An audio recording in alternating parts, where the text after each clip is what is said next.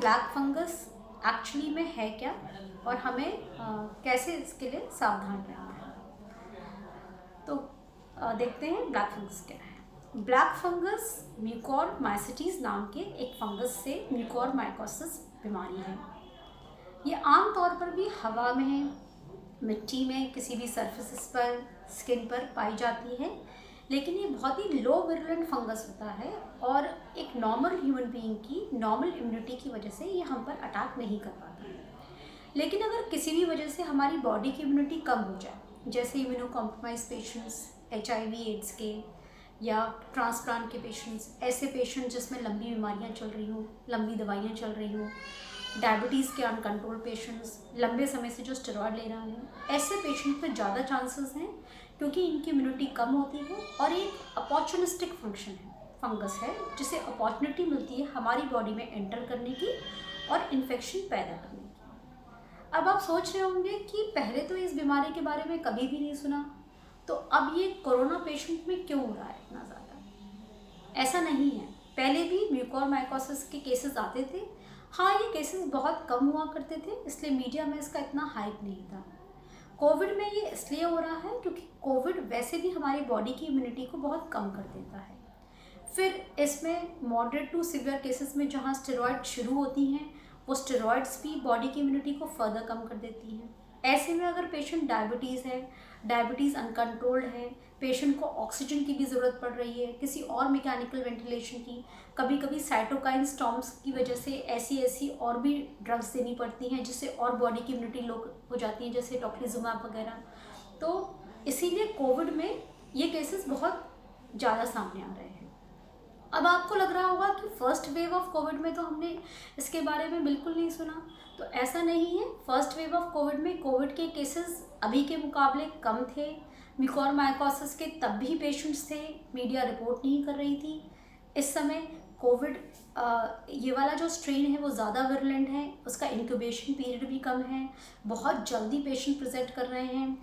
गांव देहातों में आप देख रहे हैं कि स्टेरॉइड्स बहुत जल्दी शुरुआत की जा रही है, स्टेरॉइड लंबे समय तक चल रही है और इसीलिए इतना ज़्यादा कोविड के म्यूकोरमाइकोसिस के केसेस सामने आ रहे हैं और मीडिया में भी इतना ज़्यादा इसका हाइप क्रिएटेड है। तो अब मन में ये भी प्रश्न आता है, क्या आम जनता को भी इससे डरने की ज़रूरत है या हर कोविड पेशेंट को म्यूकोरमाइकोसिस होगा, या कौन से वो पेशेंट होंगे जिन्हें म्यूकोरमाइकोसिस के लिए सजग रहना है? तो मैं आपको बताना चाहती हूँ, आप अपने मन से बिल्कुल डर हटा दीजिए। आम लोगों को इससे डरने की कोई भी ज़रूरत नहीं है। कोविड के वो पेशेंट्स जो अच्छे से रिकवर कर चुके हैं, जिनकी एक नॉर्मल हेल्दी इम्यूनिटी है, जो अच्छे से न्यूट्रिशियस डाइट ले रहे हैं, उन्हें भी इससे डरने की कोई ज़रूरत नहीं है। उन्हीं पेशेंट्स को सजग रहना है जिनको पहले से डायबिटीज़ है, डायबिटीज़ अनकंट्रोल्ड हो, लंबे समय से स्टेरॉयड ले रहे हों, कोई और ड्रग यूज़ की हो साइटोकाइन स्टॉर्म से बचने के लिए, जो लंबे समय से ऑक्सीजन पर हो, या जो पहले से ही इम्यूनो कॉम्प्रोमाइज्ड हो, जैसे मैंने पहले से बताया HIV एड्स के पेशेंट, ट्रांसप्लांट के पेशेंट्स, इन सारे पेशेंट्स को सजग रहने की ज़रूरत है। तो अब देखते हैं क्या है इसके लक्षण। म्यूकोरमाइकोसिस फंगस हमारे नाक के रास्ते से हमारे साइनस में प्रवेश करता है। साइनस में ये मल्टीप्लाई होता है, वहाँ से या ये नीचे जबड़े की हड्डी की तरफ जाता है या ऊपर आँख की तरफ। आँख में इन्फेक्शन करने के बाद में सीधे ये दिमाग में जाता है और दिमाग के बाद में ये इतना ज़्यादा विरुलेंट होता है कि ये जानलेवा हो जाता है। और कभी कभी जब ये हमारी ब्लड स्ट्रीम में पहुँच जाता है तो ये सेप्सिस और मल्टी ऑर्गन फेलियर तक कर सकता है। तो शुरुआती लक्षण जब ये नाक में रहता है तो हमें ऐसा लगता है जैसे हमारी नाक बंद हो, नाक के रास्ते खून आना, काला पदार्थ निकलना, नाक के पास में सूजन हो, सुनपन हो, या फिर ऐसा लगे कि नाक के आसपास कोई चकत्ते हो। जब ये हमारे साइनसेस में प्रवेश करते हैं तो साइनस वो एयर कैविटीज़ होती हैं जो हमारे गाल के नीचे, जैसे मैक्सिलरी साइनस, या माथे के नीचे हमारा फ्रंटल साइनस, तो हमें वहाँ दर्द हो सकता है, सूजन हो सकती है, वहाँ चकत्ते दिख सकते हैं। जब ये जबड़े की तरफ जाता है तो ऐसा लगेगा जैसे दांत में दर्द हो, दांत का हिलना। अगर हम तालू में देखें तो तालू में काले काले धब्बे दिख सकते हैं। आँख में जब ये प्रवेश करता है तो आँख में धुंधलापन हो सकता है, आँख में सूजन है, आँख में दर्द है, पलक का झुकना हो सकता है, आँख बाहर की तरफ निकल सकती है, आँख की मांसपेशियों पे असर कर सकता है जिससे आँख चलना बंद हो जाती है, कभी कभी आँख से दो दिखने लगते हैं और कभी कभी तो आँख की पूरी रोशनी ख़त्म कर देता है। आँख के रास्ते से जब ये दिमाग में पहुंचता है तब ये काफ़ी खतरनाक होता है। ऐसे में मरीज़ को तेज सर दर्द, बहुत तेज़ बुखार, कभी कभी मिर्गी के दौरे आने, बेहोशी या लकवे की तरह भी प्रेजेंट कर सकता है। तो जैसे ही आपको कोई भी इसके अर्लीस्ट सिम्टम दिखे, आप सिम्टम्स के हिसाब से या तो आपके ईएनटी सर्जन या आई सर्जन के पास जाकर मिलें। वहाँ डॉक्टर आपके क्लिनिकल साइंस और सिम्टम्स देख के पहले ये डायग्नोसिस बनाने की कोशिश करेंगे कि ये म्यूकोरमाइकोसिस ही है क्या। इसके लिए वो आपकी नाक से एक टिश्यू निकाल के उसे माइक्रोस्कोपिक एग्जामिनेशन के लिए भेजेंगे, जिसे हम टिश्यू बायोप्सी कहते हैं। फिर ये देखना ज़रूरी है कि ये म्यूकोरमाइकोसिस कहाँ तक फैल गया है। इसके लिए आपको कुछ इन्वेस्टिगेशंस बताए जाएंगे, सीटी या एमआरआई, जिससे हमें इसका एक्सटेंट पता लग सके और हम अपना ट्रीटमेंट डिसाइड कर सकें।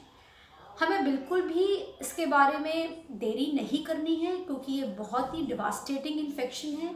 ये 15 दिनों के अंदर हमारे दिमाग तक पहुंच जाता है और एक बार ये जिस टिश्यू को गलाता है, उसमें नेक्रोसिस कर देता है, उसकी रिकवरी बिल्कुल भी पॉसिबल नहीं है। तो आप बिल्कुल भी देरी मत करिए। अब इसका ट्रीटमेंट क्या है? जो मेन स्ट्रीम ट्रीटमेंट इस समय अवेलेबल है वो है इंजेक्शन एम्फोटेरिसिन बी, जो हम नस के रास्ते देते हैं। ये एम्फोटेरिसिन बी का इंजेक्शन करीब 4 से 6 हफ्ते चलता है और साथ ही साथ जिन टिश्यूज़ को ये गला चुका है, सड़ा चुका है, उसे निकालने की ज़रूरत पड़ती है, जिसे हम सर्जिकल डिब्राइडमेंट कहते हैं। कभी कभी जब ये जबड़े को गला देता है या आँख तक, तो हमें नाक की हड्डियों को, जबड़े को और आँख तक निकालने की नौबत हो जाती है, क्योंकि हमें मरीज़ की जान बचानी होती है। ट्रीटमेंट हमारा 3 हफ्ते तक चल सकता है। इसकी दवाइयाँ काफ़ी महंगी हैं, क्योंकि म्यूकोरमाइकोसिस पहले इतना प्रेवलेंट नहीं था, इसलिए एम्फोटेरिसिन भी इतना रेडली अवेलेबल भी नहीं है। तो मैं आपसे यही कहूँगी कि क्योंकि ये इन्फेक्शन इतना डेडली है, जानलेवा है, इसका इलाज महंगा है, इलाज बहुत अच्छे से इस समय अवेलेबल भी नहीं है, तो आप इसके लिए सावधान ज़्यादा रहिए। Prevention is always better than cure.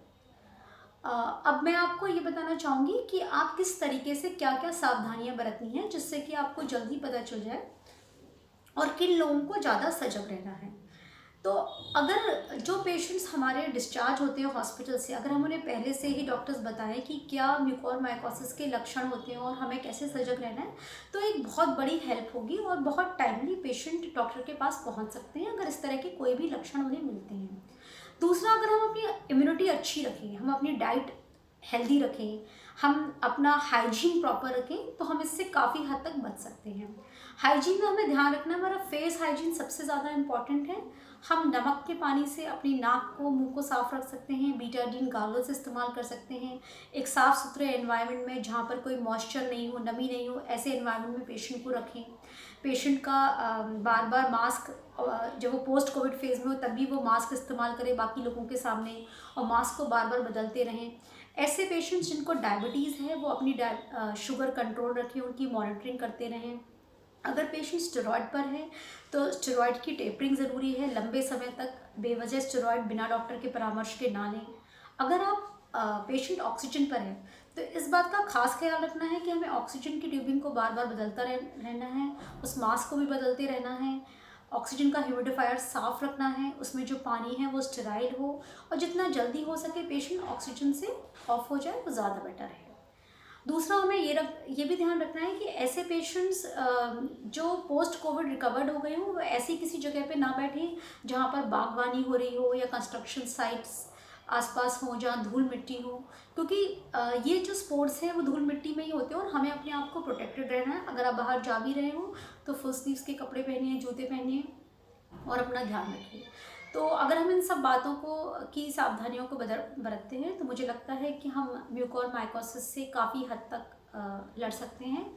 और आज मुझे लगता है कि इस वीडियो से आपके मन में जो भ्रांतियाँ और जो परेशानियाँ और डर म्यूकोरमाइकोसिस ब्लैक फंगस के बारे में बैठा हुआ था वो काफ़ी हद तक सॉल्व हुआ होगा।